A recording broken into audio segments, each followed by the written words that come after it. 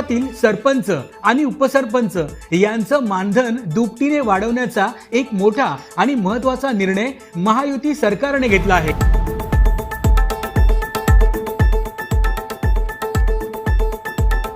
या निर्णयानुसार आता सरपंचांना ग्रामपंचायतीच्या लोकसंख्येच्या वर्गवारीनुसार 6,000 ते 10,000 रुपये, तर उपसरपंचांना 2,000 ते 4,000 रुपये पर्यंतचं दरमहा मानधन मिळणार आहे। सध्या सरपंचांना 3,000 पासून ते 5,000 रुपयांपर्यंतचं मानधन मिळतं, तर उपसरपंचांना दरमहा 1,000 ते 2,000 रुपयांपर्यंतचं मानधन मिळतंय। महाराष्ट्रातील 28,813 ग्रामपंचायतींच्या सरपंच आणि उपसरपंचांना या मानधन वाढीचा मोठा लाभ मिळणार आहे।